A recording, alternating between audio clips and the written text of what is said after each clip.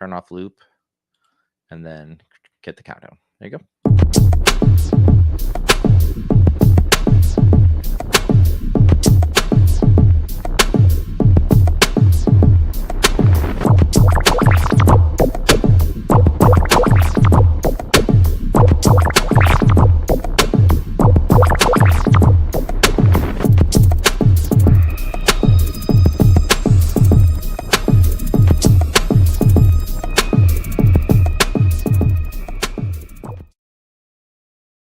The Sons of Sparta will finally see the small screen. When Marvel said your options were Rick Jones, Robbie Robertson, Madam Mask, or Luke Cage, did you pick E for none of the above? How many chances is too many chances? Whoa, those are some tig-old bodies. All this and more on Cutting Edge Hero Live.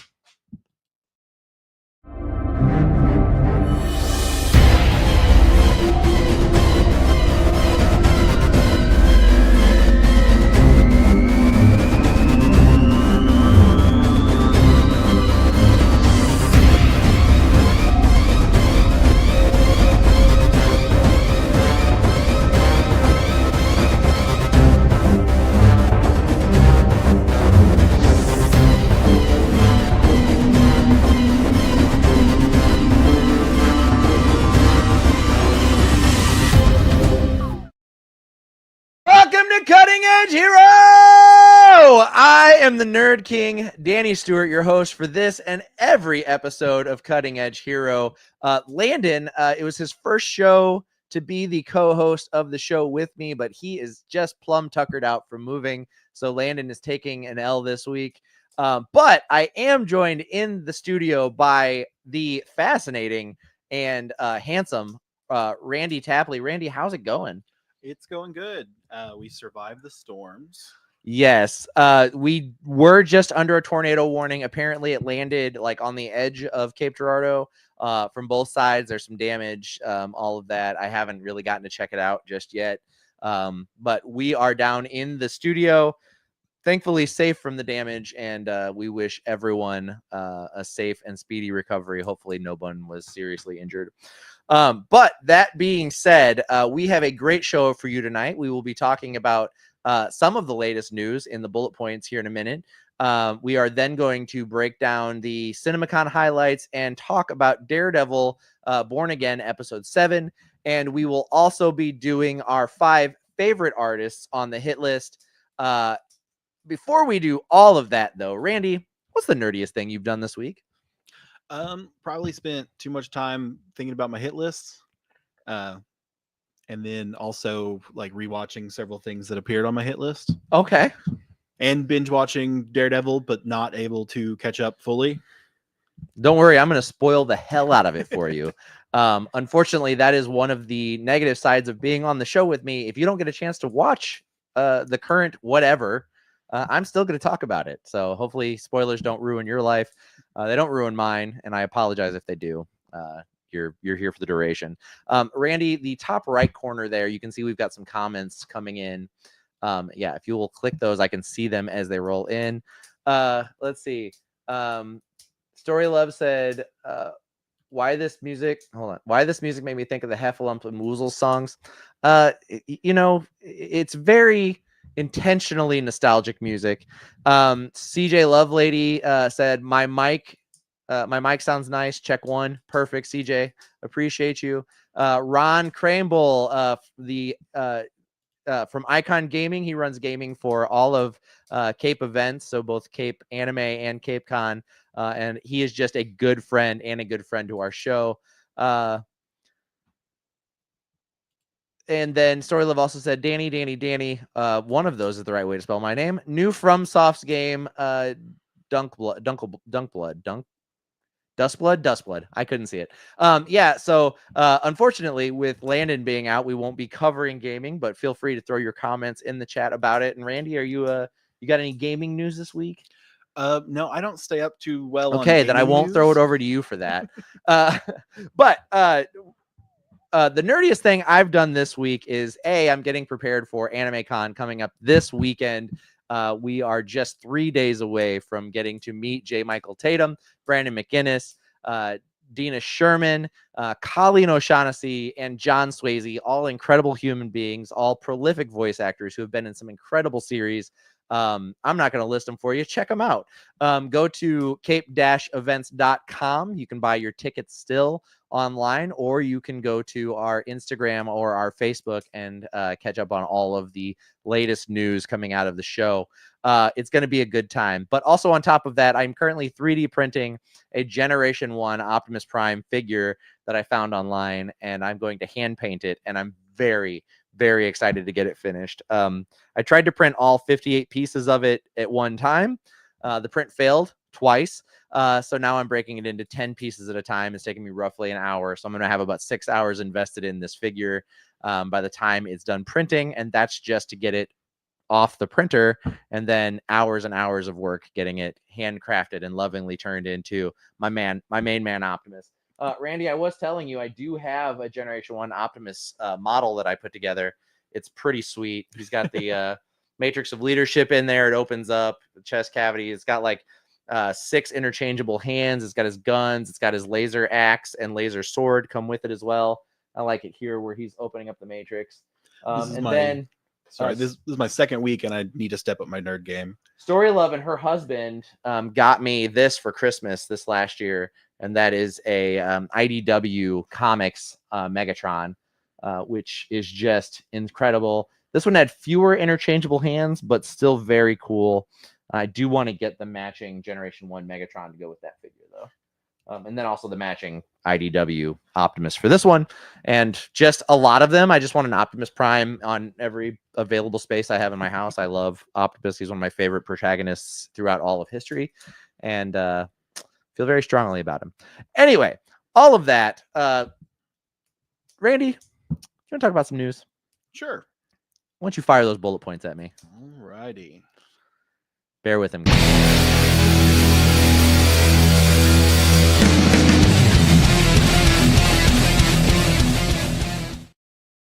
Welcome to the bullet points. We are going to be talking about some of, not all, the news coming out of anime, comics, TV, movies, and video games.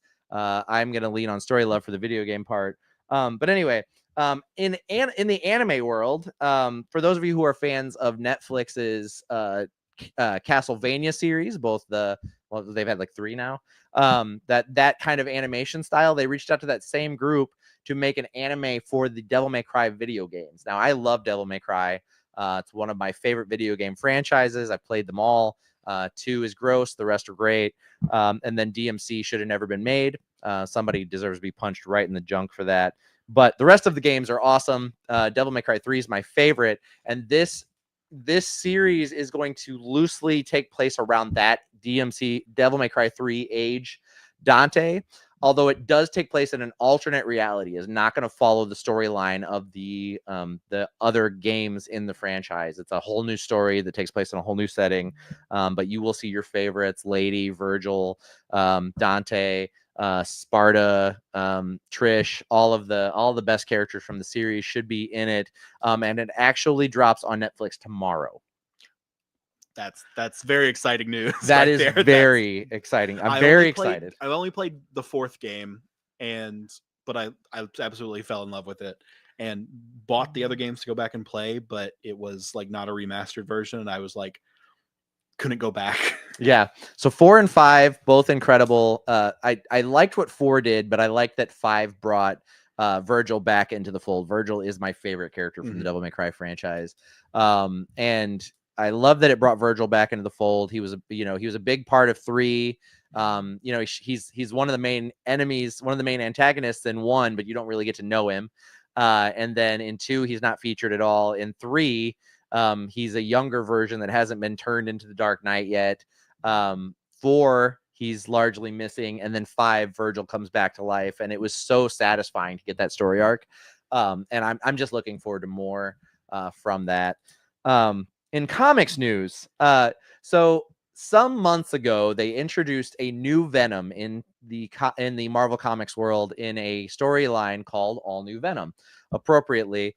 And they teased at that point that the new Venom was one of 4 options. It's either Rick Jones, Robbie Robertson, Madam Mask or Luke Cage, and they have kept it a very closely held secret in Marvel Comics universe. Well, with all new Venom #5, they have finally revealed who the person behind the symbiote is. And if you guessed that it was Mary Jane, how? Because they left no hints to that. But yes, Mary Jane Watson, Spider-Man's ex-wife, current wife, who knows? Mephisto can tell us, is now Venom in the Spider-Man universe. So she joins the ranks of Eddie Brock, Eddie's son, Flash Thompson, and Peter Parker as one of the main people to have been Venom. I honestly thought it was Luke Cage because the all new Venom logo was literally the font from the Luke Cage comics. But no, they bait and switched to all of us. And it was Mary Jane Watson the whole time. So if you saw that coming, you're some kind of genius, but I did not. So I'm excited to see what they do with it. They've really mishandled the Mary Jane character since the One More Day storyline. They fumbled it several times, with the Brand New Day storyline. They really ruined her, and trying to make Peter, there's this like, I feel like it's dying off. I feel like we're not seeing it as much, but there's this belief in comics that happily married comic book characters do not sell comics. So you will see every so often they'll reset and like Superman will become single again. Spider-Man will become single again. And it rinse and repeat. It happens to all of them over and over and over again. And so this was their answer to trying to make Spider-Man more relatable and more sellable, was that in exchange for bringing Aunt May back to life, they retconned like a literal in-world retcon of Peter and MJ's marriage, and that they were never married, but Peter remembers it and nobody else does. And then Brand New Day fixed it, and he was supposed to remember, and everybody was supposed to remember. And then MJ decided to go a different direction entirely anyway. It was like, oh yeah, we were married and we loved each other. Cool. Now I'm single. Go live your life. All of that to say that now she's Venom. So I don't know if having the Venom symbiote is going to fix that memory issue. If like at the end of this, the result of it is that they remember they're happily married and they put themselves back together. She was married to another dude last year. So that he like died in an alternate reality. It's crazy. They're all over the place with the Mary Jane character. So hopefully this is cool. And if it isn't, wait, they'll retcon it again and she'll be a plucky model from Queens. Yeah, get Mephisto in there and break up Venom and Mary Jane. Yeah. Yes, as much as we don't want to rely on Mephisto to be the overarching savior of all of Marvel Comics, he does tend to be the one they lean on for that kind of stuff. In television news, are you a fan of the Netflix Iron Fist series? Not particularly. I watched it. I only watched like the first 3 episodes. That's where I kind of fell off of the Netflix MCU stuff. You were with most people on that. So the Netflix Defender series and the Netflix Iron Fist series cast Finn Jones as the eponymous Iron Fist character. Danny Rand being the Iron Fist was problematic back in the 60s when they introduced him. The fact that he's a white savior character, the fact that he's a white dude that lands in an Asian country, a mythical Asian country, and is the best martial artist of all time. Like, it made no sense, but it's whatever. So Netflix is like, oh, cool, we've got Danny Rand, we'll make a series. And then they cast Finn Jones. He was a knight. He was the Knight of Roses in Game of Thrones. He had some fight training. They thought, hey, he was great in Game of Thrones. We'll just throw him in there. He knows how to fight. We'll figure it out. So for people who don't know, Charlie Cox had 6 months of intensive martial arts training leading up to his first appearance as Daredevil in the Netflix Daredevil series. Finn Jones had a couple weeks, and it shows. It is awful. But Finn Jones recently at the Le Conve Monterey Anime Con said that just give him a fucking chance, just give him a chance to come back and show everybody that he can be a good Danny Rand, that he can really show us that he's a good Iron Fist. And the question I have to ask is, how is 2 seasons and a whole other series not enough chances? Finn Jones, how many chances do you need? Are you familiar with the concept of an actor being cast into a television series and them being so great that they become a mainstay, even though they were intended to just leave after an episode? Like Andy in Parks and Rec, like people who just really earn their spot. This guy had his own series for 2 seasons, and he was in Defenders, a whole series where Danny Rand featured very prominently, and no one was impressed. That seems like enough chances to me. And when he was announced to be Iron Fist, I was excited because I was like, I like Iron Fist. I haven't read a ton of the comics, but I liked Iron Fist. and I liked him in Game of Thrones. And I was like, he wasn't in Game of Thrones long enough, but then I saw it and I was like, that's not compared to Daredevil, like season 1, like yeah, I there mean, was just no comparison. it's been lambasted online pretty effectively for how poor the fight choreography in it is, but that's not my biggest problem with it. Like, he just wasn't good. Like, never was I like, wow, he's a really good Danny Rand. He really gets this character. It sucks that the fight choreography wasn't better done, but at least he gets him. I never felt that way. Like, he's not a good Danny Rand. He's not a good Iron Fist. I don't want him to have more chances. Please cast someone else. Bring God, what is her name? The other girl that became Iron Fist in the end of the series, Colleen Wing. Bring Colleen Wing in as Iron Fist and just say Danny retired or something. Like, that's great. Or do to Kyun Hyun, or I don't remember the name. Kunlun, or do what the Marvel Comics have done and take another character who is Asian in origin and pass the torch and make him the new Iron Fist, like Swordmaster became Iron Fist in the Marvel Comics, and get away from the idea of having this white savior Iron Fist showing up. I just don't know why we would want to give Finn Jones another chance. So I say to you, Finn Jones, no thank you. Please find something else to make. In movie news, well, we have an image to go with this one. Actually, we had an image to go with the Devil May Cry one too. That's on me. I should have asked you for it. Anyway, in movie news, on the Gundam front, they have been planning a live-action Gundam film, and they have officially cast the first star for it, and it is Sydney Sweeney. So if this doesn't bring enough attention to Gundam in the United States, I don't know what will, but Sydney Sweeney is officially the first star cast to be in the Gundam live-action movie, and I don't know who she's going to be playing, but I am excited to see what they do with it. I think that no matter where you're at in the sphere of anime influence, whether you're an actual anime fan, whether you're an otaku, what you are, pretty much everyone knows a Gundam when they see them. You know, I feel like if I showed my mom a Gundam, she doesn't know anything about anime, and if I showed her a Gundam, she'd be like, "Oh, that's an anime thing, right?" So I think that this may be one of the best ways to bring live action anime into the United States. And hopefully it works out very well, because I just love giant robots hitting each other. Didn't Pacific Rim like do gangbusters when it came out? Yes, I remember people being so excited for people that. love Pacific Rim. You know, I was just talking about my Optimus Prime model. This is my Gundam model that I put together as well. It's from that same kind of family of connectable models. But this thing is super posable, tons of articulation. It's a really fun model, but man, I just love Gundam. I just love anything with giant robots running into each other and breaking shit.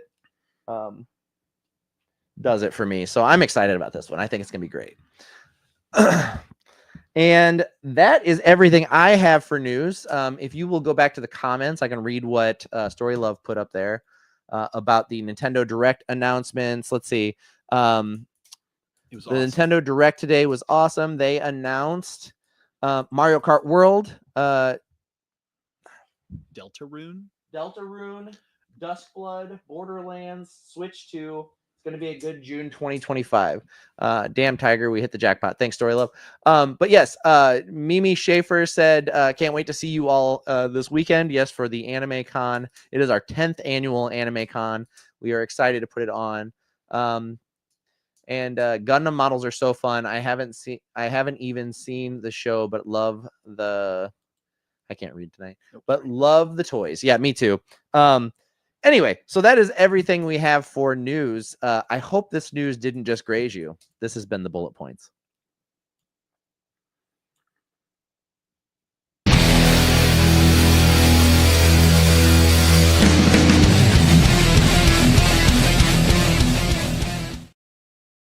So CinemaCon was over, or is the last couple of days they've been revealing or releasing things.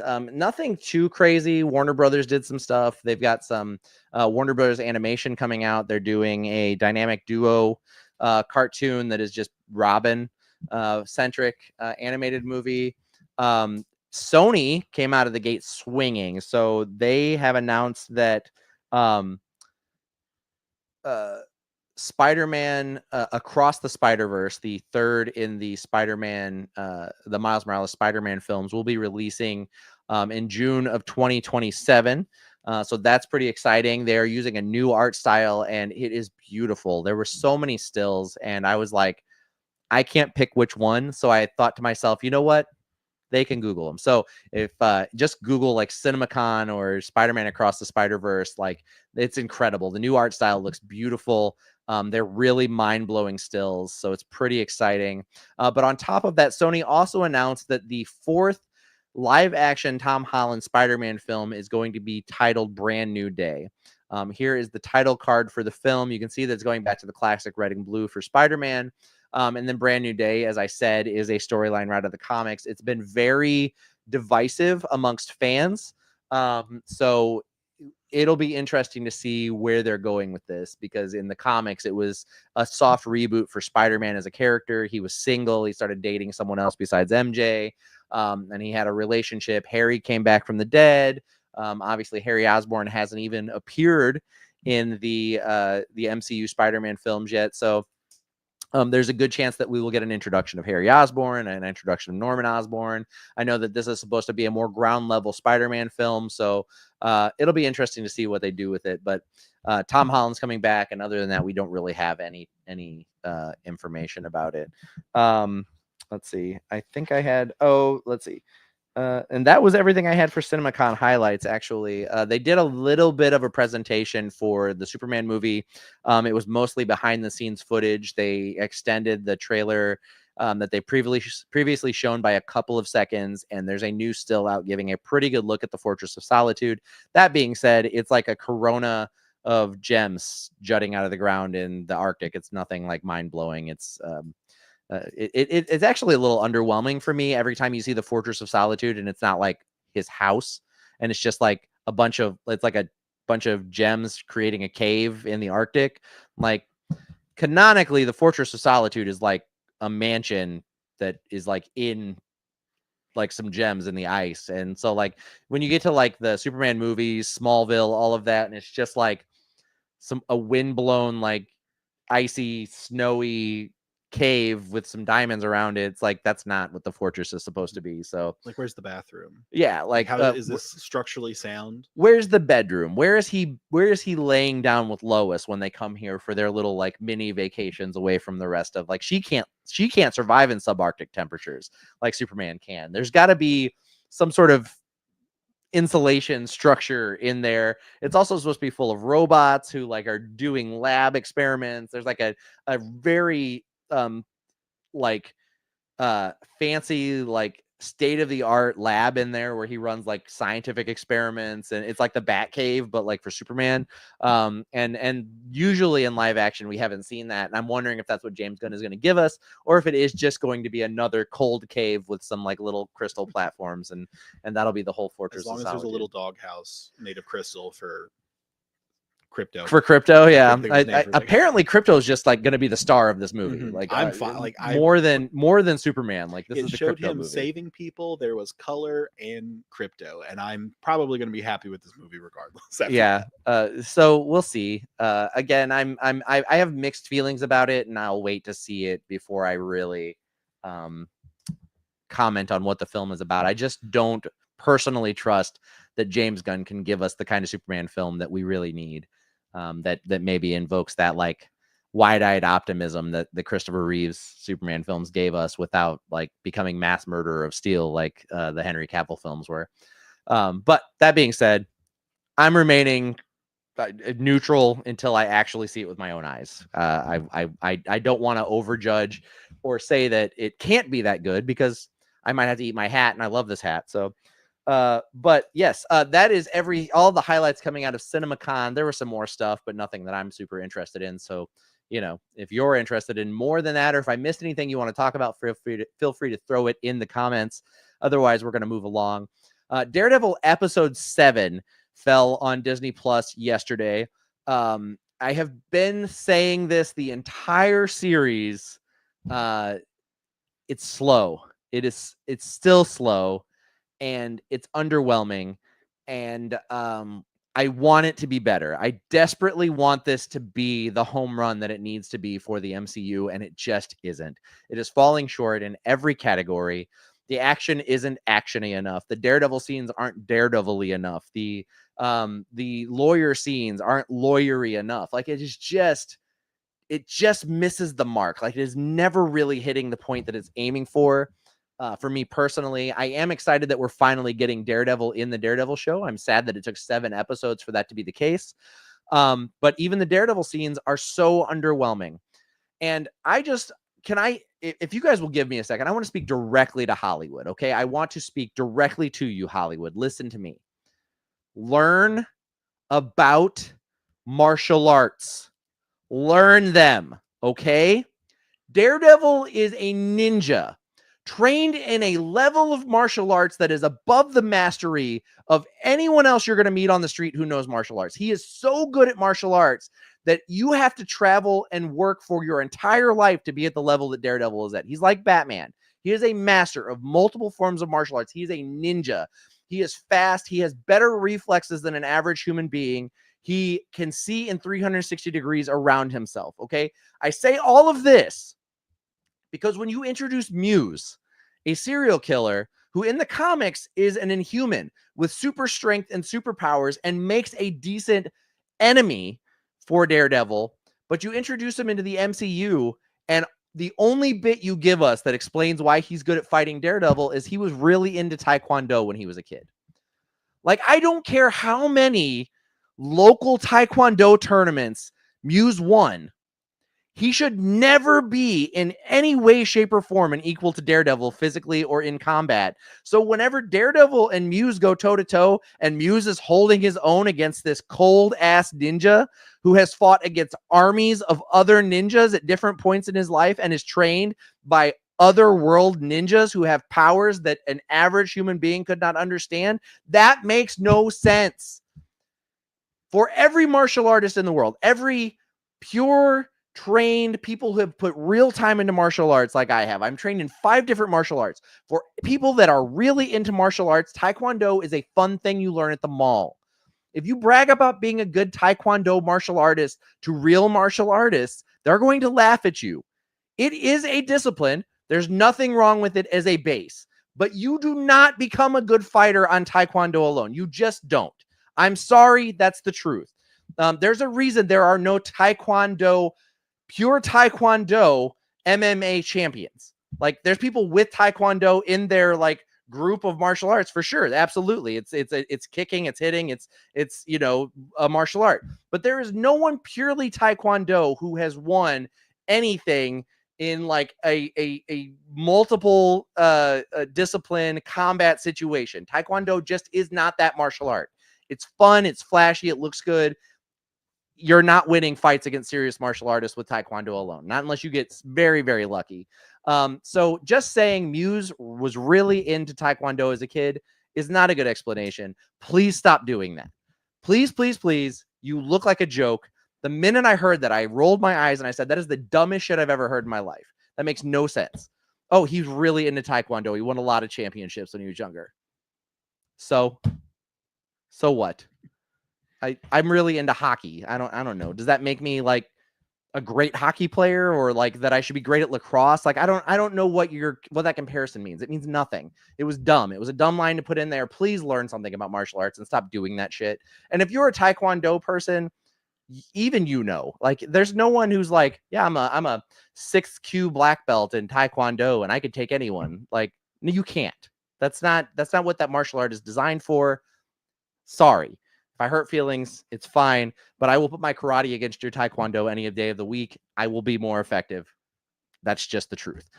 Anyway, but to say all of that, it's okay. I'm middle level on Daredevil Born Again. It's watchable. It's not the worst shit I've ever put my eyes on. It's not as good as, and I will continue screaming this from every rooftop, Daredevil season 2 was pure. It was perfect. It's the peak. Like nothing can be better. That's the best thing to have ever been put on film in the history of film. Unfortunately, Daredevil Born Again is not that. It's so far removed from the heights that Daredevil has achieved as a live action television series.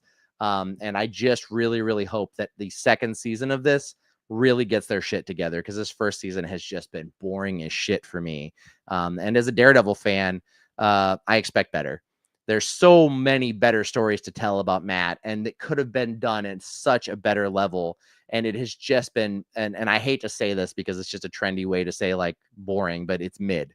It is the most mid thing I have ever watched in my life. It could be so much better. Please do better, Marvel. We are all relying on you.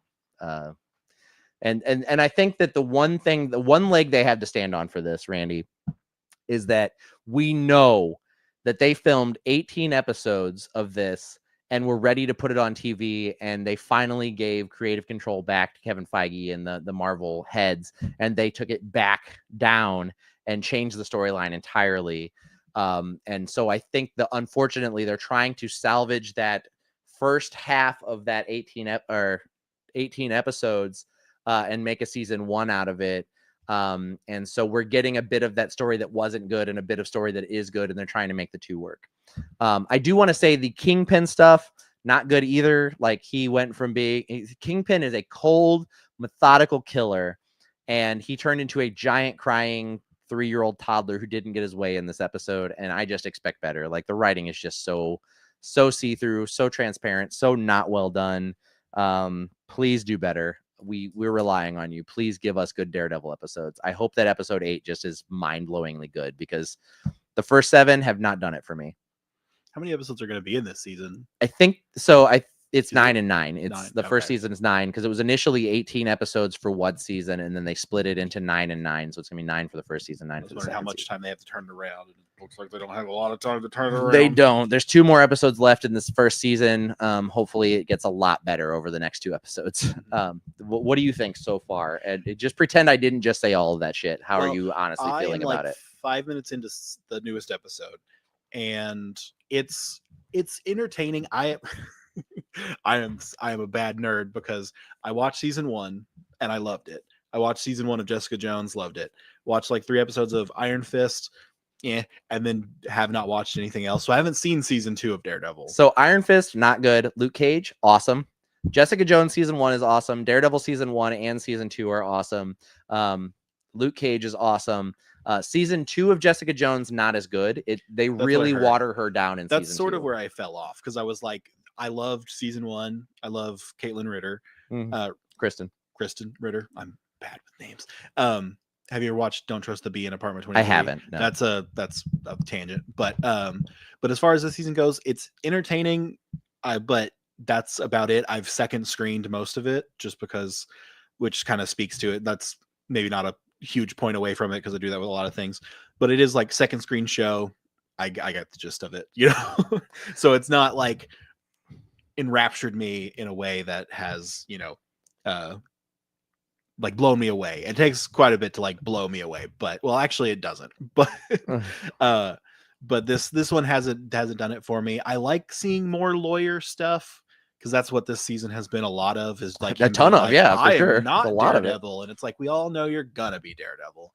So I've liked what they've done, like just like little things, like him having like an aside with the judge, like kind of I feel like they try to be real with the courtroom stuff as much as possible they can fit in 40 minutes. Yes and no. I mean, it's always like the television courtroom dramas that are done really, really well. They really get into the minutia of what it is like to be in a courtroom, and television dramas that don't do it well, the lawyers say really clippy shit and then they move on. And I feel like that's what we're getting with the Daredevil courtroom stuff. It's like opening statements, interviews. There's no filing of paperwork and stuff. It's just them having a quick chat and then him getting his way. Yeah, it's very unrealistic and I feel this way. I feel like we've never seen an effective lawyer scene where Daredevil is like, that's a good lawyer. I'd hire that lawyer. Like, I never feel that way. I'm like, is that what being a lawyer is? I could do that. Yeah. Like the just him. Well, and then also like the whole thing about like the cops are the bad guys is, because they're all like, they're intimidating somebody. I'm like, there, and then with like the whole kind of parallel of who Fisk is kind of being in this season, I'm like, they're trying to be modern with it, and I'm like, yeah, we can we all know who he is. Like, but it just seemed like he really turned a new leaf with the character, and he's like supposed to be like really leaning into this mayor thing. And I was like, that's really cool. Like, it's good. It's working. He looks like he's enjoying being mayor. And then this newest episode with Daredevil coming back, he just like a switch flipped, and he didn't go back to like, that's the guy you don't fuck with, Kingpin. He was like, he put me in jail and it was wrong because I'm always right. And Daredevil hurt a lot of people. And it's like, that's not Kingpin. Kingpin knows that he's not the good guy. Like, he understands that he has made some choices that he had to make and they weren't good, but he's justified them to himself. This Kingpin is saying like, I was legally right. I never did anything wrong. And Daredevil locked me up anyway. And it was really unfair of him to do that. That's not Kingpin. And then are they doing like, in the comics, Kingpin is like huge. Yes. Are they setting that up for him to be bigger? Like, are they going to force perspective? Because they have a thing where he puts on his jacket and it rips. And they're like, oh, we'll have to get you like a different wardrobe. Is that just to change his wardrobe? No. Like... So what that is that in Echo, they did this thing where they put these really squared blazers on him to make him look bigger, like comic book Kingpin, and it looked goofy as shit. Okay. Like, it was really goofy. It didn't work. And so they dialed it back down for this, and they put him in like more form-fitting suits. But what they were supposed to be showing you whenever he did that is that he had Vanessa's boyfriend trapped in a cellar, and his muscles were getting bigger because he was beating the shit out of this guy every night. Oh, okay. And so what it was showing was that he hasn't, while he has been largely sedentary with like fighting and stuff and violence for a while now, and maybe he's gotten a little bit smaller. Now that he's nightly beating the shit out of this guy, he's starting to build some muscle back up. And so he ripped his jacket. Like, I don't think he's like someone who just gets bigger and bigger. Like, I was like, is that something I didn't know in the comics? But okay, that makes sense. I missed that, went over my head because of the second screen thing. Another thing I mentioned when we did the review of episode 1 is that whenever he's fighting Bullseye's throwing knives and they're going right into him. And it was very well established in the Netflix series that when he got the Daredevil suit, it was bulletproof and it was cut resistant, and like bullets just bounced off of it. So he didn't die or get shot. And so when that first happened, we were thinking like maybe it required the acceleration of a bullet to like stop it. Like what's that like liquid that you can slap and it stops your hand, but if you like go slowly, non-Newtonian fluid. Like non-Newtonian fluid. So maybe that was the case, like it was a non-Newtonian kind of situation where if you kind of slowly like the shields like from stab Dune. somebody, it doesn't do the same thing as like a bullet impact. But in this episode, Muse clearly slices his suit. Like, not stabs through it, slices through it, and that suit was definitely cut proof. Definitely may not be stab proof, but it was definitely cut proof. He grabbed the wrong one. He regrets defending. I am going to go out on a limb and say that they haven't mentioned it, and they probably won't address it. But that Daredevil suit is retconned out. The suit that he's wearing in this is not bulletproof and not cut proof. It is just a bodysuit, and it's not armor. It's just a cool Daredevil suit. So I think that's gone completely. Based on the fact that Muse cut right through it with a knife, that's gone completely. The bulletproof Daredevil suit's gone. So Daredevil is way more shootable than he was previously.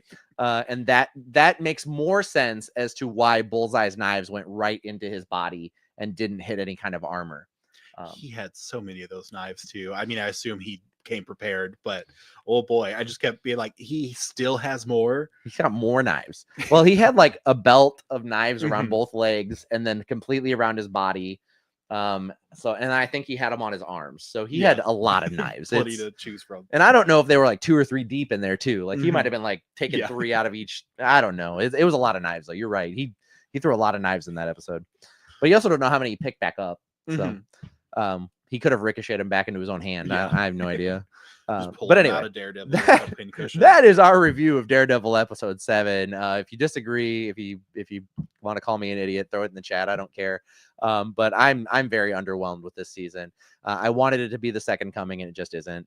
I did want to speak to Jessica Jones. Season 1 was great. It was visceral. It was tense. It was claustrophobic at times, and it really brought the like terror of what the Purple Man could do.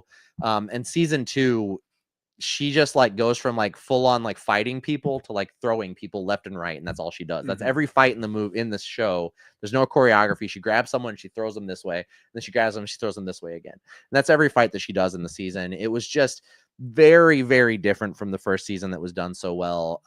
And Luke Cage, both its seasons are kind of good. Season 2 does take a steep dip in quality. You could tell Netflix was getting out of the Marvel superhero game at that point. But I will say, Daredevil season 2, I don't think there's anything that stands above it. It's the best.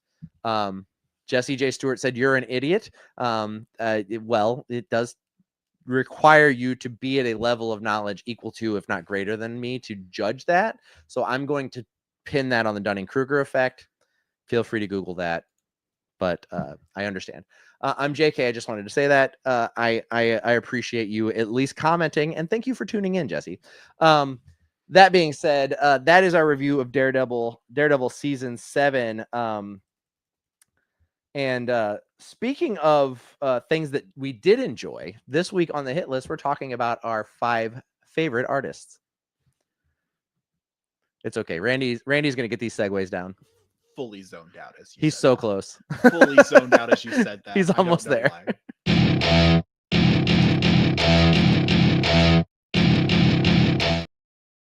Welcome to the hit list. This week we are talking about our 5 favorite artists. Guys, go ahead and get your lists in the chat now. Starting at number 5, we will count our way down to number 1. And so it's artists from anything. It can be like physical artists, it can be comic book artists, it can be musical artists, video game artists, any kind of art. It doesn't matter. Whatever you consider to be art, that's because that's completely up to you. You know, it's subjective. But Randy, would you be so kind as to give me your number 5? My number 5 is the animation team behind Frieren Beyond Journey's End, which turns out to be Madhouse. I didn't know that ahead of time, but they're pretty much behind any gorgeous anime you can think of. Frieren is like particularly one of my current favorites.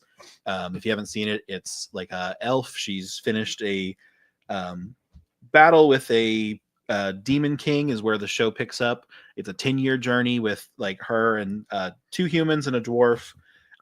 She experiences time on a different scale than everybody else, because even the dwarves live like 500 years where she can live for thousands. So the 10-year journey that they went on is kind of like not even a drop in a bucket for her. And she it jumps through time, like forward in time, like years at a time. And she kind of just experiences life and like how the journey has changed her, and like having these close friends, even if it was just for 10 years, can like change you dramatically. But Madhouse is behind Van Helsing Ultimate, I believe. Death Note, I know season 1, which is apparently the best season of One Punch Man so far. A movie called Summer War, which I've seen most of, and I can attest that it's gorgeous. But yeah, as Frieren, it's just kind of my shout out to Frieren and how beautiful that show is.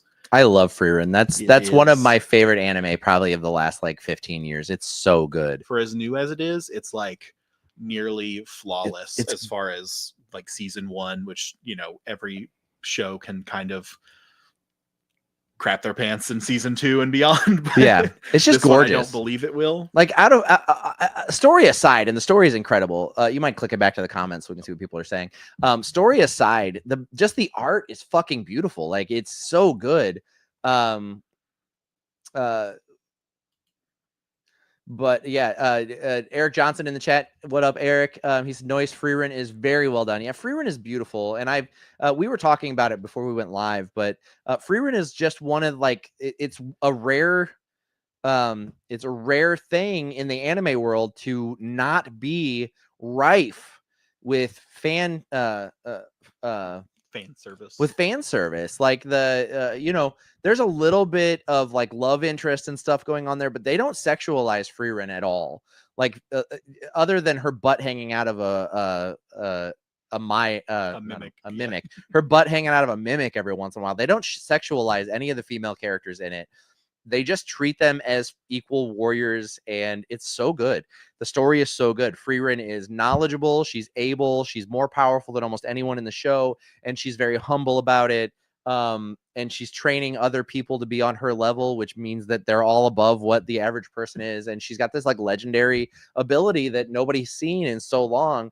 And she's humble about it, and not that women have to be humble, but it's just so cool that she's not like an annoying anime character. She's not like the bossy violent lady. She's just like normal. And that's true of the entire cast. They're just people, and I think that's the best thing about Frieren.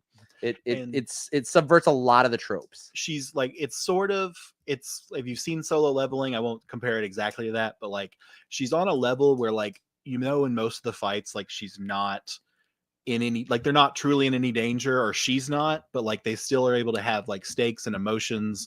And like, even though it's like, well, she's defeated something way stronger than this, but the way they tell the story, and like I think most episodes are like 2 separate stories, like 15 minutes. A lot of times, tell like a huge like emotional story in 15 minutes, and then they travel on to the next place, and it's just each episode has its like own unique like beauty about it, and I adore it.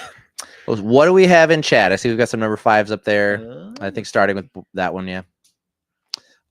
Number 5 from Nightmare and Nerdscape's Boris Vallejo, probably. Or it could be Vallejo. I don't know. I'm very white. I apologize. I don't know who that is, but Nightmare and Nerdscapes, I'm sure they're incredible. What else we got? Story Love, Matthew Nava, art director for the game company, and the illustrator behind Journey, one of the most beautiful games of all time. Journey is gorgeous. I've seen the art of Journey. I've not played it. Journey is gorgeous, and it's a blast. It's a blast to play. It's a very easy game to play beginning to end on accident, because it's so fluid, it's so fun, and you don't really notice time passing. It's a beautiful game, its ilk has rarely been replicated. Jennifer Johnson is in the chat. Jen, glad you are here. Jen will be joining us as another host of the show in a couple of weeks. Jen, thank you so much for being here. We appreciate you. And then I saw Eric said, yes, I am so tired of cliche characters. It's true. And honestly, right now, I can say as an anime fan, the anime titles that I am enjoying the most are ones that subvert the norms. I think it kind of started with time I got reincarnated as a slime, whereas instead of this being this insanely powerful, or like a poor kid from a farm who finds a magic weapon, or, an alien who, learns to be the strongest fighter of all time, Slime really deals with his insecurities, the fact that he, wasn't super popular, and he's kind of weird at home, and then got reincarnated as a slime and is figuring out a whole nother life. But like that, Solo Leveling, Frieren, and I think my favorite subversion of the isekai genre to date is Shangri-La Frontier. I started that. I haven't gotten very far into it. The thing I love about Shangri-La Frontier characters like the bird mask head, is that he's like a trash gamer, and he's just kind of a shithead. But like the thing I love about Shangri-La Frontier is that like with a Sword Art Online, they're trapped in there and people actually die or whatever. But in Shangri-La Frontier, he can log out at any time. He's just playing video games for funsies. So whenever they bring the like really big stakes in the game, and it's like, oh my god, he's gonna die, but like he's not. He's a gamer. He's just playing some games, but you get caught up in it, even though that's not the case in that series. Eric Johnson said Dandadan. Fuck yeah, Dandadan was awesome too. That was like on my honorable mentions was good anime openings, like animation or just the music. And that Dandadan was what was going to be. Dandadan's title music just gets stuck in my head sometimes. I'll just be walking around going Dandadan. Mashal does the same. It's the same artist that does Mashal, and theirs is just as catchy. Yeah, Mashal is super catchy too. I love Mashal. Mashal's a good one too. I enjoy that one. And one more. It just ended. It was only 12 episodes. The entire series is only 12 episodes, and it's incredible. Another one that subverts the isekai model, Zenshu. Zenshu was incredible. It's only 12 episodes. It's beginning, middle, ended already. It's already done. You haven't missed the bus. It just aired its last episode, but Zenshu is gorgeous.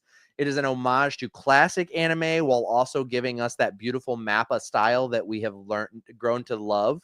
But it is just a gorgeous anime with a beautiful story that is well told, and it's about nerds getting to do what nerds love to do. Like, that's the main thing about the series, and I cannot recommend it enough. That's one I haven't watched, but I have wrote it down because I love a like little contained story. Zenshu's good. Things go a little too long, but I love a little contained story. Kelvin Cately, the father of DFPN, our network, has said, I started Zenshu and can confirm. Dude, it's so good. Let me know when you're done with it. Very excited. Is that all of our number 5s? It looks like that's all that I have so far. Cool. My number 5 is the surrealist painter Salvador Dali. Salvador Dali has been one of my favorite artists since I was a teenager. I came to admire him in high school. I did a lot of copies of his artwork, The Melting Clocks, which is known as The Persistence of Memory. That's the name of that painting. But Dali has just such a crazy, like, kind of sinister, but like what's going on. It gives me a little bit of like Wrinkle in Time vibes whenever I look at his stuff. And his artwork is beautiful. And Dali was such a weird dude, and I can vibe with that. Like, I'm a weird gentleman myself. So I think he's really cool. I almost wanted to call you Landon. Randy, right. What do you have for number 4? My number 4 is I went kind of abstract with all these, but pixel artists for game design. And these are some of the, like, I don't know about biggest ones. I don't know if Dome Keepers is really a big one, but a game that uses pixel art. Honestly, I don't know if Stardew Valley is considered pixel art. I just threw it on there because it's popular. You're killing me. I put these 4 things on here and they may not be it. Yeah. Well, Dome Keepers is pixel art, but okay. It says pixel graphics, I think, there for Stardew Valley. But all these games are incredibly fun or popular. Like Balatro is like an independently made game, and it's pixel art, and it's fantastic. And it almost was nominated for Game of the Year last year. Oh wow! Which like made some people mad because it was going up against like AAA games. I'm sure those people were even more pissed whenever Astrobot won. Okay, I couldn't remember which one won. Yeah, but I knew Astrobot won Game of the Year, and the like hardcore AAA gamers were pissed. But all of these games are like incredibly fun, and like the music is also like not pixel music, but like if you the music like to all lower these games, 5, yeah, like all NES, these games have SNES. like wonderful soundtracks, and they're just some of my favorites. I haven't played that much Stardew Valley, but like all of my friends adore it, and I've played, and what I've played I've adored. But like Balatro is, have you ever played it? Oh my gosh, I haven't played any of the games you just showed. I've only gotten into Dave the Diver recently, but it's very fun. I have Dave the Diver. I haven't played it. I buy so many games and haven't played them. So the fact that I haven't played that with Stardew Valley. Dome Keepers is just you mine and get resources, and then like you fight off aliens. It's kind of Starship Troopers, where like you're going to put the comments up so I can see them while you're on their planet. Oops, sorry. You're good. But yeah, they and then Balatro is just a card game. It's so addictive, but it's a card game, like a poker game, but then you get like different jokers that make the game just go off the rails with like the rule changes and the multipliers and stuff. And then Stardew Valley is just cozy farming and going into caves and whatnot and fishing and everything. Dave the Diver is you fish by day, and then you sell that fish at a sushi shop at night, and you have to like run the whole restaurant and stuff. It's very fun. Yeah, I'll have to check it out. Just pixel art games just seem to be like to scratch that itch, like aesthetically and like gameplay wise, because it's not like overly complicated, but it's very very, I don't know what the word is, wonderful, I guess. Yeah. What was I'm drawing a blank on the name of Messenger. Is it Messenger? No. What's the game where you have the like interchangeable like flame heads and Dead Cells. Dead Cells. Yeah. Dead Cells was awesome. I Yes. played the shit out of that game. Another one that I put way too many hours on and then kind of dropped out of nowhere. But yeah, I think Messenger was the ninja game. It's kind of like the old school Ninja Gaiden, like side scrolling pixel art. I played that for a little bit, and then this one isn't pixel art, but I think it kind of falls in the same realm. But Hollow Knight. Mm-hmm. I love Hollow Knight. I'm not a good enough gamer to play Hollow Knight because I've heard it gets hard in spots, and I've not made it very far in it, even if it doesn't get very hard. But yeah, but it's the aesthetics are always like the side scrolling, like any kind of roguelite like that is. I love it. So Eric Johnson said, I feel Salvador is the father of the surreal. He definitely was integral to the surrealist movement. Willie McCoy said the retro 8-bit gaming look is undefeated. It's wild with how powerful systems are nowadays with such realistic graphics. These indie games feel so great. And then Eric said, I love the free cell art. I think he meant cell shading art of the Borderlands series. It's great to watch the action. I do love Borderlands. It looks really good. But yeah, I will also say, I don't know if you guys saw this or not, but Marvel just announced a new side-scrolling like arcade fighting style game like they did with Ninja Turtle Shredder's Revenge. Mm-hmm. And I forget what it's called. It's like Marvel. Let's see, Marvel. Somebody will probably put it in the comments before I can find it. There was a game that I used to play online. It was called Marvel Avengers Alliance. Did you ever play it? Or Avengers Alliance? Yeah. Is it Avengers Alliance? It was like a Facebook game, and you could play Marvel Cosmic Invasion. It's a 2D action brawler from Tribute Games. And it is, if you played Shredder's Revenge, which was a great Ninja Turtles game that brought you back to the old arcade cabinet style games, they are dropping one of those for Marvel characters. And it is Wolverine, Captain America, Nova. I forget who else is. Let's see. I forget who all the playable characters are. And it doesn't have. Let's see. I used to play the X-Men the list, but cabinet a lot. Let's see. I want to run down the list of playable characters because it was pretty stacked.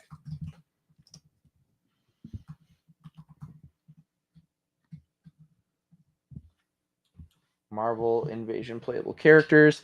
So it's Nova Phyla-Vell, who's like the female Marvel, or Captain Marvel. Captain America, Spider-Man, Wolverine, Storm, and Venom are your playable characters out of the box. Of course, they will probably be adding characters as they go, but it looks like a blast.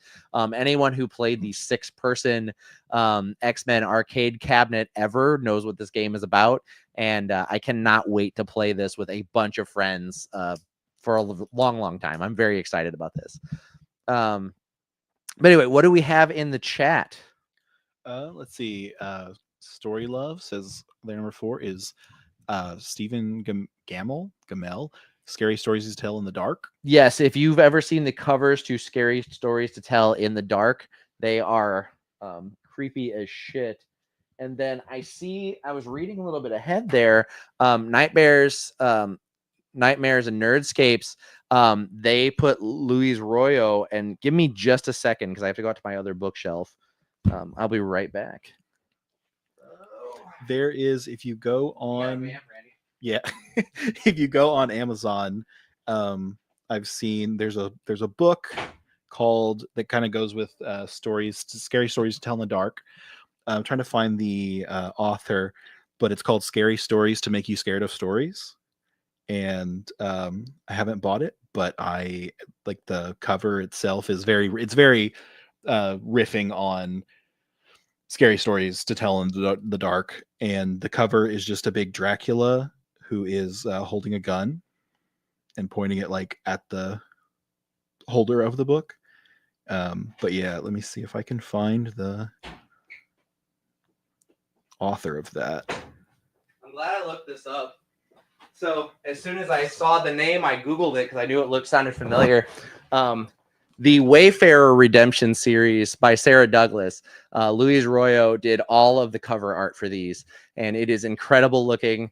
It is a great book series. It kind of skirts that romantasy line that people are currently finding. There's a lot of like adult things in it, adult relationship things, some sexual tension, that kind of stuff.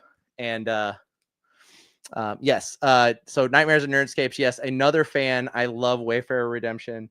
I have the whole series. Everyone I talk to who is a fan of Romantasy, I push them towards this series because they're missing out. Anyway, what else we got? I think it was just those two for number 4s, but we have some other comments. That's okay. I am going to go ahead and move on to my number 4. Willie McQuay said there was one story that will stay with me forever from those books. It was the one where the kid has a spider egg in his face, and when it hatched, they burst through his skin, and his face was covered in baby spiders. Crazy story that actually happened to one of my high school history teachers. Ooh. He had a cut on his face and got a spider egg. A spider laid an egg in it, and in the middle of class, it opened up on him. That is haunting. That's a real thing. That happens to real people. Yes, that is pure nightmare fuel. That is correct. Anyway, moving along, my number 4 is actually a musical artist, and he is the singer for my favorite song of all time, Black Hole Sun, and that is Chris Cornell. Chris Cornell was one of the rarest kind of vocalists in that he did not conform to typical singing standards or the model that a lot of your like radio friendly music did, and he did not. He didn't follow anybody else's pattern. Chris Cornell was very much just himself as a singer. There's no other vocalist like him. And he had a magic to him that has not been replicated by anyone to date that I'm aware of. But he was just incredible. Black Hole Sun is my favorite song of all time, but also just anything by Soundgarden is just fucking incredible. Every bit. Spoon Man, incredible. Just that whole album is awesome. Like they don't have a bad song, so can't speak highly enough about them. But Chris Cornell is my number 4. Randy, what do you have for your number 3? My number 3 is a YouTube channel.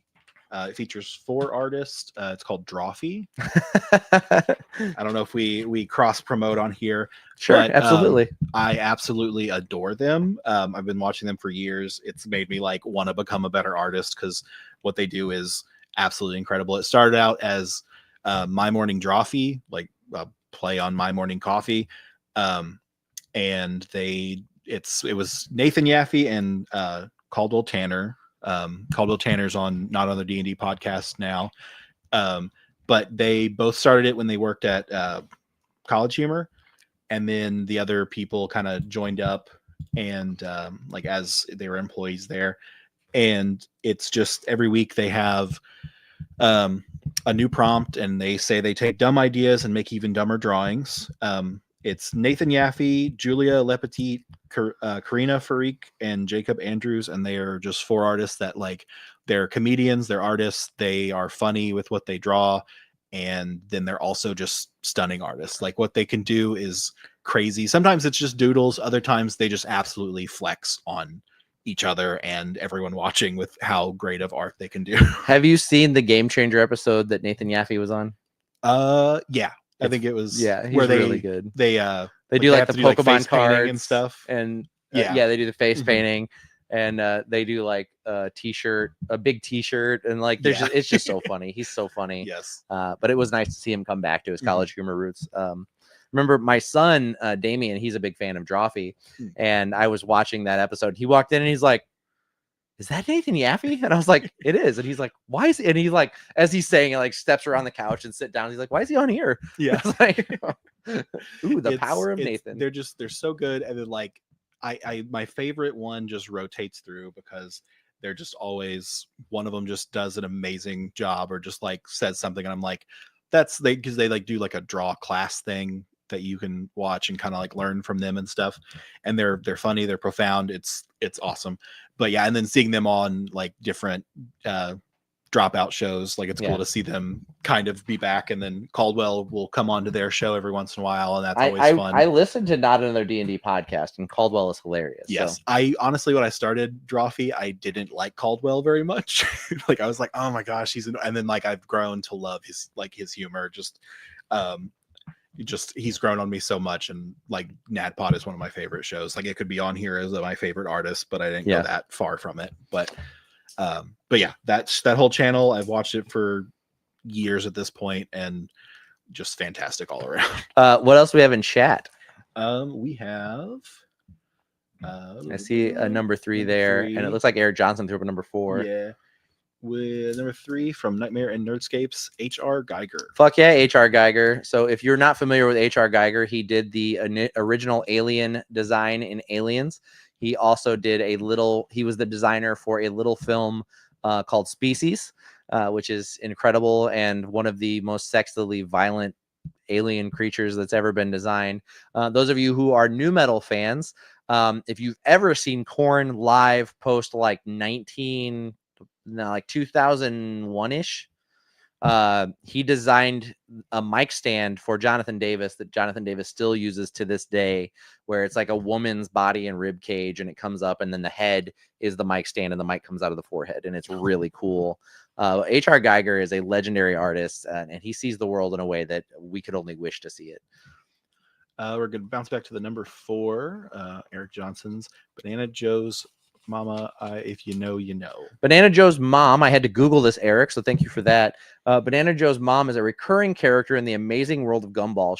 She's Banana Joe's mother and wife of Banana Bob. She and her husband first appeared in The Responsible.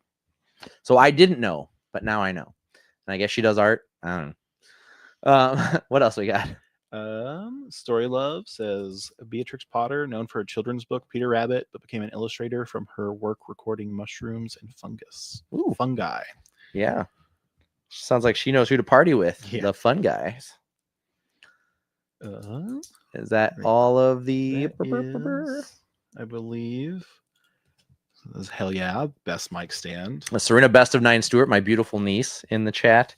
My number 3, thankfully, he's been one of my favorite artists for a while, and I only know him from the con circuit. So I've seen him at like Wizard World and then Fan Expo, both St. Louis and Chicago. I just saw him at Kansas City's Planet Comic-Con, and when we were talking to him there at Planet Comic-Con, I was asking him what his availability was because we had AnimeCon coming up this coming weekend, and he had the weekend open, and he bought a booth and is coming to AnimeCon. So one of my favorite artists of all time is going to be at AnimeCon, and I cannot wait to see him. And that is Nate Jones, who is from Nate Jones Art. You can find him on Instagram, but this is what he does. He takes characters, be they fantasy characters, actors, whatever they are, and he turns their face into a quote of something that they have said, and it is beautiful, and they're touching, and he does great work, and I cannot speak highly enough of him, and I cannot wait to hang out with him for the weekend. It's going to be really cool. But yeah, check out Nate Jones, and if you're coming to AnimeCon, I highly recommend you buy one of his prints. I was actually telling Story Love and her husband at the house the other day that Nate Jones is such an incredible artist that at one of the St. Louis cons we were at, he was there selling his art and his prints, and somebody like 3 booths around the corner from him was also selling his art and his prints against his permission. I was gonna say, I have seen that art at cons. I don't know if it was him or what you're saying. If it's Nate, you'll know, because Nate's like the guy. He just stands there. He's a very handsome man, so it's easy to know if you talk to Nate or not. But like the person that was bootlegging Nate's art right around the corner from him was a huge piece of shit. So yeah, if it's Nate, you'll know. He's a really great guy, and he loves his art and he loves the nerd community. So, but yeah, that is my number 3. Rando, what is your number 2? My number 2 is kind of building off of Drawfee, because that's where I first learned of him. Is his name is Spencer Wan, and his studio is Studio Grackle, which he mainly created to do the Hades 1 trailer. Ooh. Which is wonderful. The Hades 2 trailer, which is what I have up here, is phenomenal. I don't know if you've seen it. I don't know if you've played it. I've played Hades. Yeah, like Hades 2 is it's still I might have gotten the 1.0. Yeah, I'm a gamer. So I have Hades on my Mac. Yeah. I love Hades. It's one of the games that I go back to and just dive into and keep going because I'm not good at it, so I Yeah. die a lot and get to play it. But I first saw him on Drawfee. He's friends with Karina. They went to school together as for animation. Nerd. He's been like on animation teams that we've talked about and Click the comments like while you're already doing that. and including he did I think the opening for Vox Machina.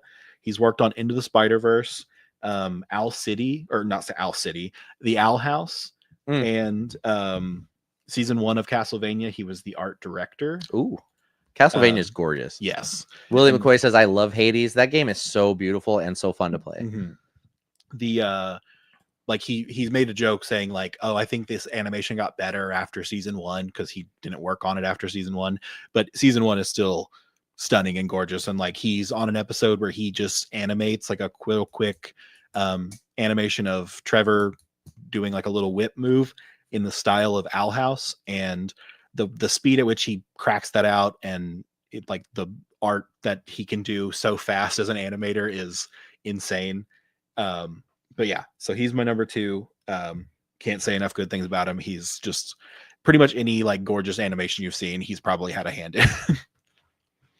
Gorgeous artwork. Hades is one of the, like, there's a reason it has such a lasting effect and has been moved around to so many different platforms. Like, it started out as a PC game, then came to Steam, and then Xbox, and then PlayStation. Like, everybody's got it now. It's a beautiful game and it's fun to play. So I totally get it. What do we got in chat? We got a number 3 from Eric Johnson.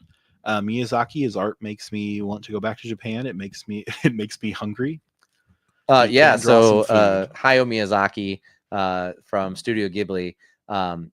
His art is incredible, and the Calcifer could make me breakfast any day of the week. That's on the table for sure. We got number 2 for Story Love. Arthur Rackman, illustrator for many classic written works. If you aren't sure if you've seen his art, yes, you have. Trying to look it up. Yes. Arthur Rackman. Oh yeah, definitely. Yeah, I've seen this. Oh yeah, just a really ethereal art style. Very fey. I would say it's like a fey art style if I had to, or like maybe like an Arthurian like mix. German folk tale. Yeah, very cool. Very, very cool. I like that. What else we got in chat? I think that is all for number 2. I think you've got some space to scroll down, or are you at the bottom? You're at the bottom. Cool. Yeah. Okay, my number 2. It is the guy that made Spider-Man able to squint, and that is Humberto Ramos. The comic. He's still a prolific comic artist, but he is the artist that made it so that Spider-Man's eyes moved independently of each other, and he could like raise one eyebrow or squint or make facial expressions other than just having the stock lenses. And that is one of the best things that was ever added to the Spider-Man comics. And for those of you who aren't aware, that was added into the MCU with the lenses that open and close on Peter's costume. That was Humberto Ramos who introduced that idea in the comics. And then they went about using it for because prior to that they were always static lenses. And he started having motion and whatnot. Yeah, he started having Spider-Man like when he was talking. And I feel really bad about this. I have the Humberto Ramos Spider-Man figure and I can't find it. So I have a bunch of them up here, all the different styles, but the Humberto Ramos one isn't up there, and I do have it somewhere. I just don't know where the hell it's at. But it's very cool. And of course, once that went into the comics, it of course extended to Deadpool, which we have of course seen in the Deadpool comics or the Deadpool movie as well, where they CGI his eyes so that they move whenever they're actually static lenses on the costume. But yeah, it was a great idea that he introduced. It was very much like revolutionary in the way that Todd McFarlane changed Spider-Man's webs from looking like fishing nets to looking like ropes. It was just his addition to the mythos of Spider-Man. Nightmare and Nerdscape threw up another number 2, and this one's a really good one too. Frank Frazetta is incredible. One of my favorite comic artists. He does, I believe, off the top of my head, I believe he's the one that did like the Conan the Barbarian art for a long time. Yeah, looks. Yeah, That's what he did a lot of like that. It's that like very gritty, very like 1980s metal album art. Yeah, he did a lot of the like the Savage Adventures of Conan and just some other really cool stuff. He's got like space adventure stuff. He's got medieval stuff. And his art style is just gorgeous. It's like that pseudo realistic like art style where thank you, Nightmares and Nerdscapes. He and it's just cool. It's just really cool. So yeah, it's like what you would see on the cover of a D&D book. That's Frank Frazetta. That's what he does. But yeah, sorry, I'm kind of lost in looking at his art. I think that's all of our number twos. I got one more. Oh, go Eric ahead. Johnson, Dave McKean from American Gods graphic novel. Let me see. Dave McKean. I'm not off the top of my head familiar with his art. Dave McKean art. Let's see. Oh yeah. He worked with Neil Gaiman a lot. Sandman. There's a lot. Hold on. Let me find it real quick. Like it's up here somewhere. I can't even like fathom how to even start making art like that. Like it's gorgeous and like it's just beyond anything I could like comprehend to make as art. Where's my Sandman graphic novel? Did you take it, Randy? No, Damn it, Randy, I I do told think you not I've to touch seen my it stuff. though. I do think I walked by and saw it and was like, "Ooh, Sandman." Did you? I see. Now, here's another one. Here's another great artist that I saw it and I was like, is that it? But here's David Mack's Kabuki. This is also incredible art. David Mack does a great job. His art style is incredible. Well, now I feel bad. It's not behind your Death Note. No, this is Terry Goodkind. Okay. That's all Terry Goodkind stuff. It's somewhere. I might have loaned it out to somebody. I have a bad habit of doing that, loaning my shit out and never getting it back. Anyway, I'll find it. I apologize. I do have it, but the Sandman stuff is great. There's a reason those graphic novels have such a standing fan service for them. Also, this I forgot about this, but when he did the what is the name of the Batman series he did? It's like Batman Long Halloween? No, it's like the Long Dark Night or something, where Batman kills the Joker at the end of it. I can't think of it now that I'm. Let's see. That is Batman Arkham Asylum was what it was. He did that. It's the one where at the end of it, the Joker. Oh no, the Killing Joke is that? No, one? not Killing Okay, Joke. okay. It's Arkham Asylum. Arkham Asylum. Anyway, I'm mixing up my comic stories. I was gonna say that's the one where Joker's super sane at the end of it, but that's actually not that one. That's that was a story by Kevin Smith. So I take it back. Anyway, Dave McKean, great artist, awesome, love it. Do we have any other number twos in the chat? We do not. My my number two was Humberto Ramos. Already did that. It's okay. The vibe's off, but we got this. Randy, for the first time solo in the studio with me, are you ready to give me your number one?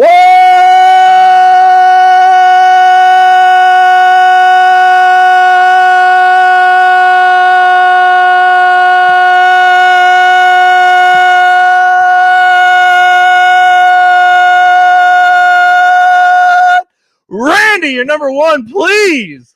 My number one is let's see, it's Tom Cardy and Montaigne, mainly Montaigne, but Tom Cardy is secondary. They're two Australian artists. I love both of them. They have like a collaboration together, which is how I found Tom Cardy. You've probably seen him on TikTok. He's on a D&D podcast as well.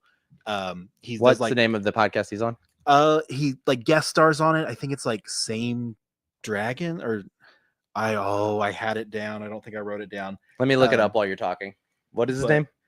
Tom Cardy, like Tom Hardy, but with a C. But he is mainly a comedian. You've probably seen him on TikTok. He has a song that went kind of viral on there called Perception Check. Oh, I know him. Yes. And then he has a song with Montaigne called Red Flags. I'm not going to spoil anything about it because it has like it's fantastic. It's a comedy song. They're going on a date. The Dragon together. Friends. Dragon Friends. But they go on a date together, and he talks about how the date's going really well. But he doesn't realize that he's, I guess, saying it retrospectively, where he's about to have the fright of his life. And that's all I'll say about it. Cause after this, you got to go listen to it. It's like 3 minutes. It's amazing. Montaigne is also Australian. They are like singer-songwriter. They're in, one of the big things they've done is, Stray Gods. Have you ever played that game? I've not. It's a role-playing, musical.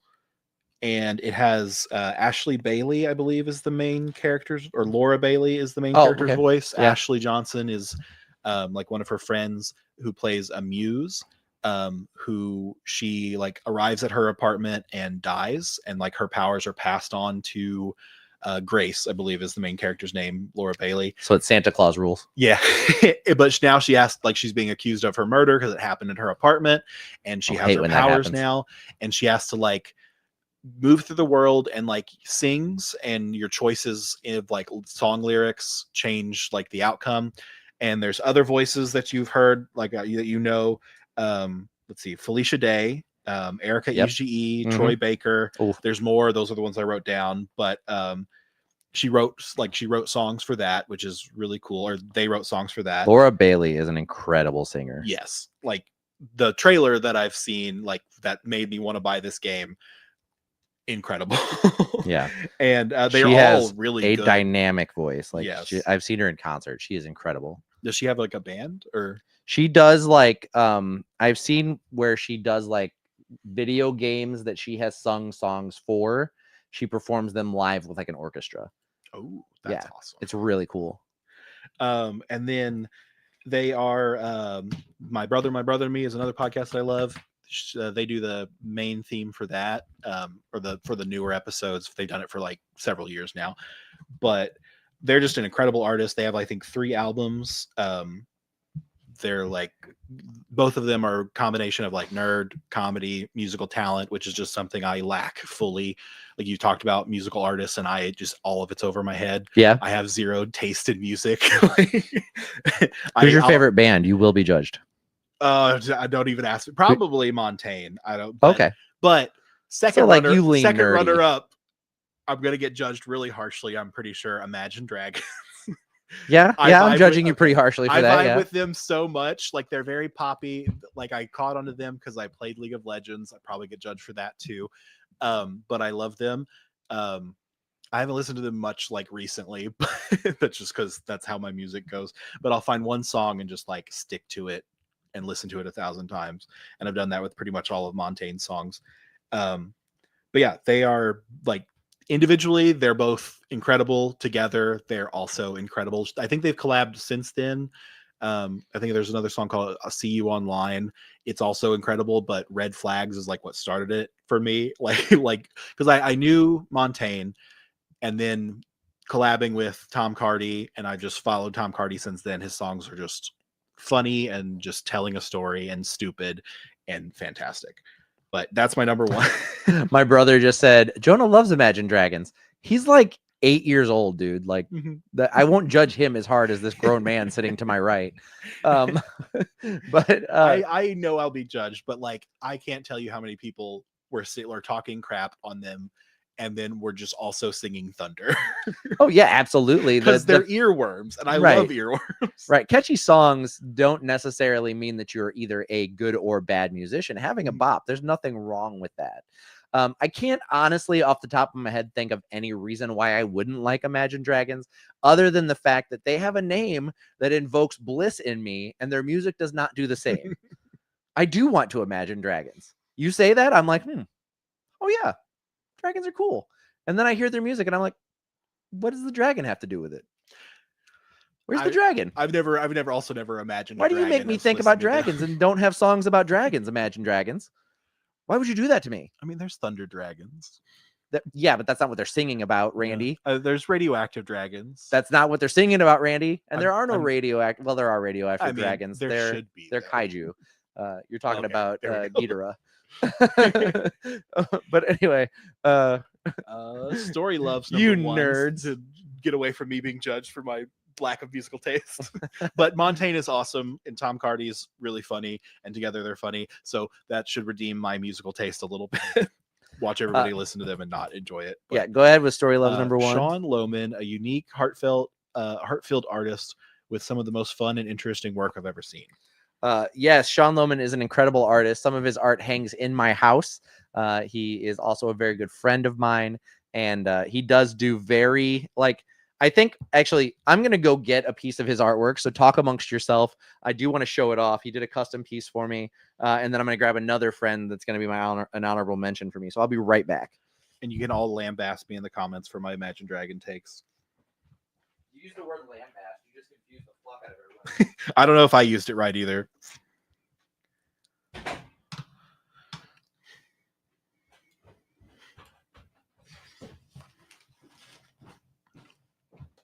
I'll just riff on Montaigne some more and Tom Cardy.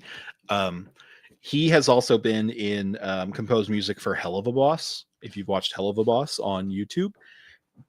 I mean, yeah. Virgin Dragons is fair. But they're still just, I can't even think of a song besides Radioactive and Thunder, but I've listened to every one of their songs so many times. I agree with it. I'm going to leave this comment up the whole time. It definitely does slap. Yes, they're catchy as hell. It's obnoxious. That's one of the reasons I love it. I love a song that I can listen to for like 40 minutes straight over and over. It was with us the whole time. Yeah. The true art was the friends we made along the way. It's like Sam Reich, but in a drawing form. He's been here the whole time. Yeah. Serena Best and I, Stuart said, dude, Imagine Dragons slaps. You lost my respect for your taste in music when you started listening to the country, Serena. Let's see. Nightmares and Nerdscape said they're catchy as hell. It's obnoxious, LOL. Oh man, I didn't realize the Imagine Dragons discourse was going to get so heated in the chat. That's a new one for us. This is the point in my favor.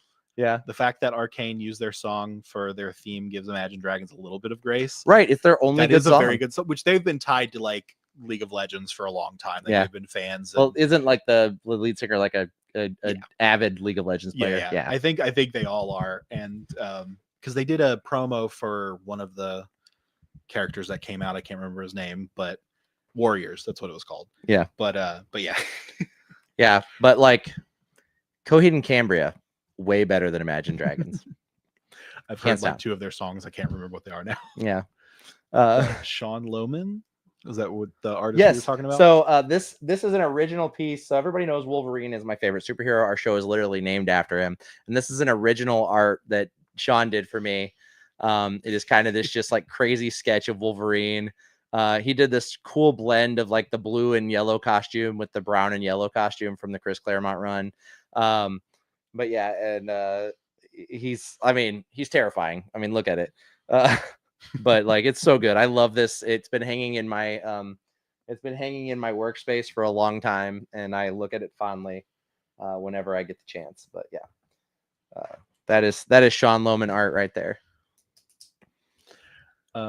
Anyway, what else do we have in chat? Nightmare and Nerdscape's Goya. I am familiar with Goya, but I can't off the top of my head. Apparently I have many blind spots because I was saying music is a blind spot. Oh, Goya, like Goya, Attack on Titan is based on a Goya drawing, actually. It was like the first thing that populated. But the anime is actually based off of one of his drawings, and it's of a giant person eating a human's body. Oh, the Saturn. Yeah. Something. Saturn devouring his son. Yes. Yeah. But yeah, this is again very realistic, like creepy. Oh art style, and it's really cool. This is the kind of stuff that I do enjoy seeing. But yeah, Goya is a great choice. Next one is tie for Eric Johnson between Jim Lee and Benjamin Burnley. Jim Lee, I know. Benjamin Burnley, I'm gonna have to look up. We're learning today. Yeah.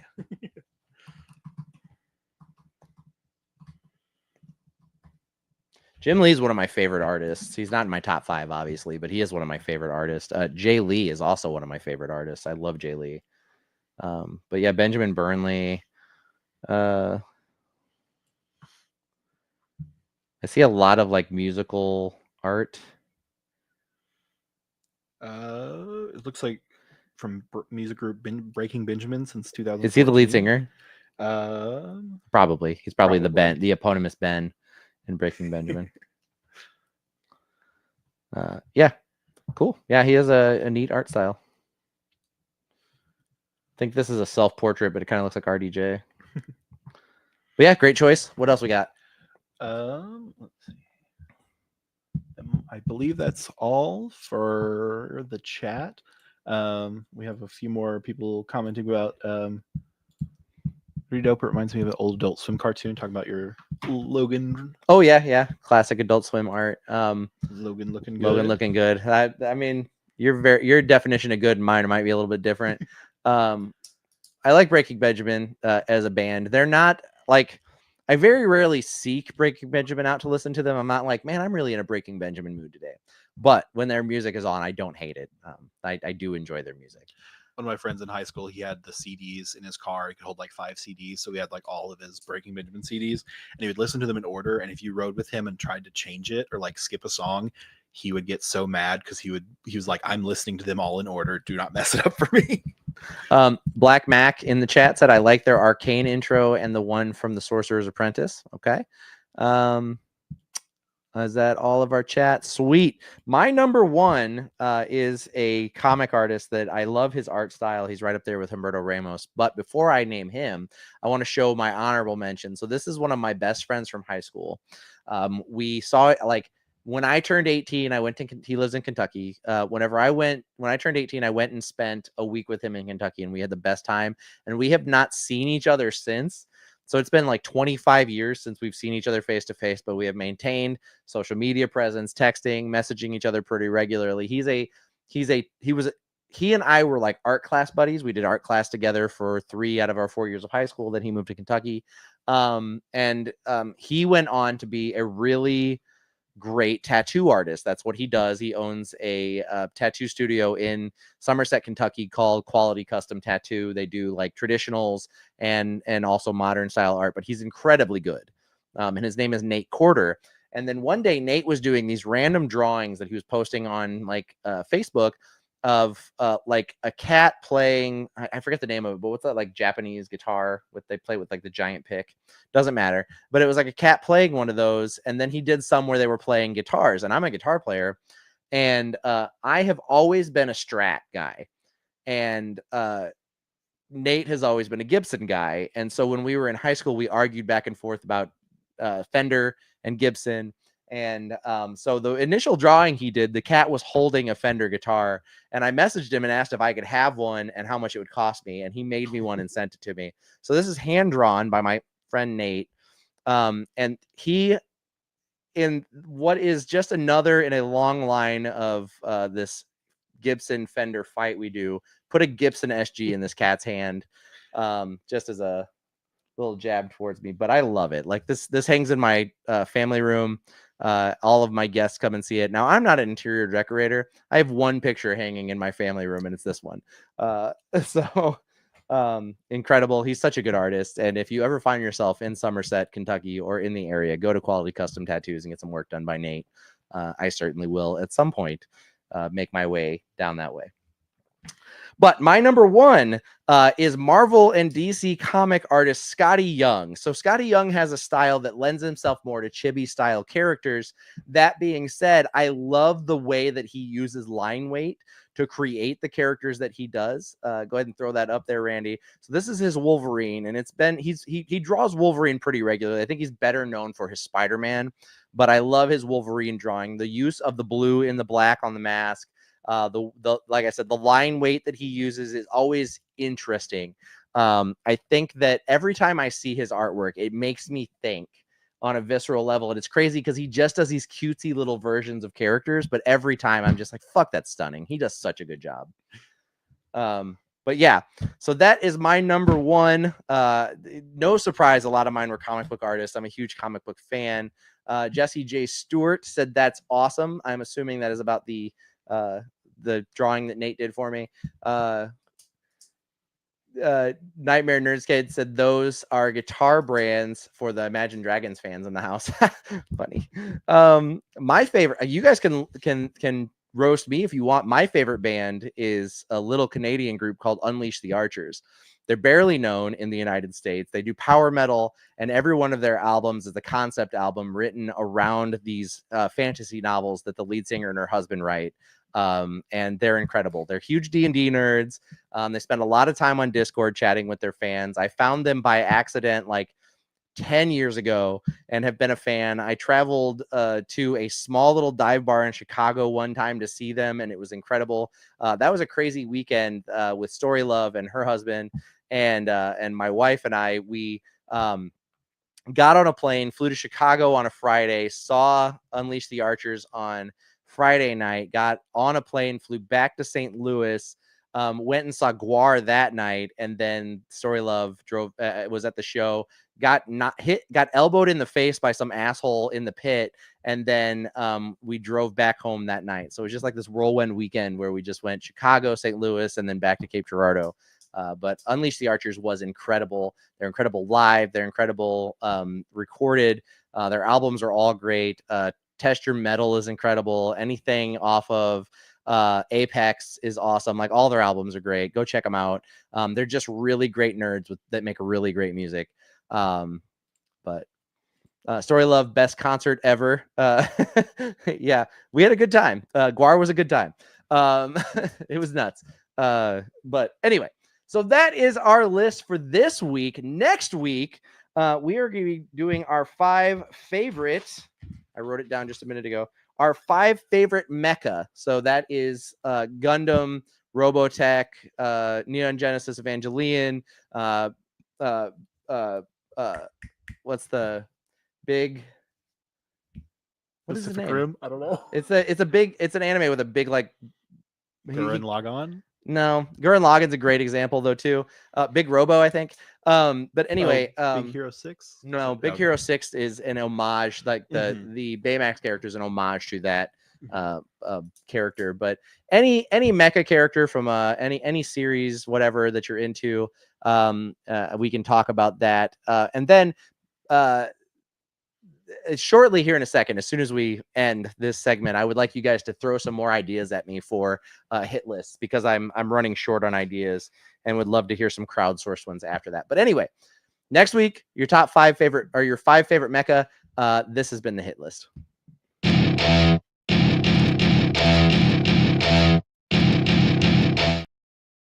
Welcome back to the show. Randy, you've done a great job for your first night in the chair alone. Very few hiccups, and it will only get better and more efficient.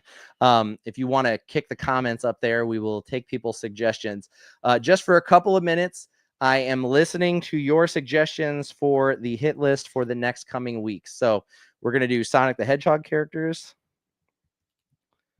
from Story Love, which is a great tie-in to the fact that Colleen O'Shaughnessy, the voice of Tails the Fox from Sonic the Hedgehog, will be here in Cape Girardeau this weekend at Cape Anime. I can't spell characters. We'll be here to hang out, talk to you, sign autographs, pictures, hang out. I already said hang out. That's 3 hangouts. She's really going to hang out. And her panel will be on Saturday, and we're just going to have a good time with Colleen as well as the other 4 guests we have coming to the show. So far, I've got Sonic characters, top 5 authors. Love it. So authors, I have a lot of options on that one. I'm an avid reader. I'm trying to get back into reading more. Randy, you got any top 5 ideas or hit list Um, ideas? I'm sure after this, in like 5 minutes, I'll have 1,000. That's fine. but- You can always text them to me. No worries. Ooh, here's a good one. With Yeah, Nintendo Nintendo dropping games. releases Love for it. the date for Switch 2, we can talk about top 5 Nintendo games. Nintendo games. Do we want to talk Nintendo specifically? Yeah, let's do Nintendo games, and then I'm going to put another one underneath it that just is retro games. Although I take that back. I think we just did retro games a couple of episodes ago, like 3 or 4, maybe a little bit longer than that. I don't understand time. So yeah, we'll just leave it at Nintendo. Top 5 Imagine Dragon band members. Top 5 Imagine Dragon band members. I don't know if there's no. 5. We could do top 5 Imagine Dragon songs. Unfortunately, they only have 3 songs, so I don't know how that's gonna work. But let's do. I'm gonna add Marvel heroes on here, and then I'm also gonna do DC heroes, and then underneath that, I'm going to also add Image heroes, and we can get very pedantic and specific in the brand of heroes.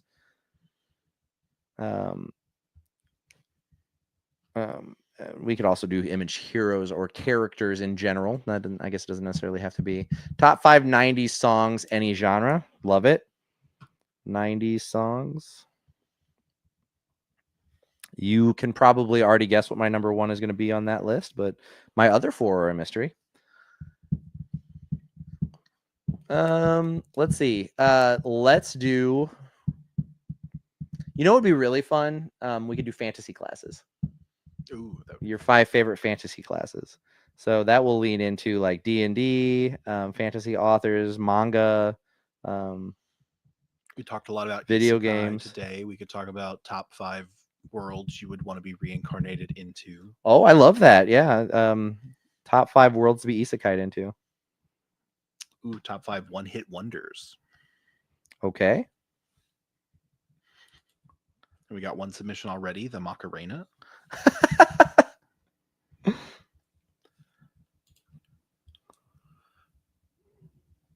You guys can keep the recommendations flowing in. I will continue writing. But for this week, that has been the show. Thank you guys for tuning in.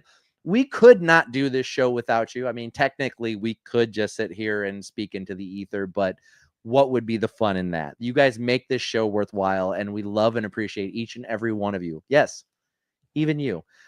Thank you to the Dat Feeling Podcast Network. You guys are great. We are so happy to be here with you. And Randy, do you have anything you'd like to say to the nice folks? Thank you guys for being so nice to me on my first day, my first day solo.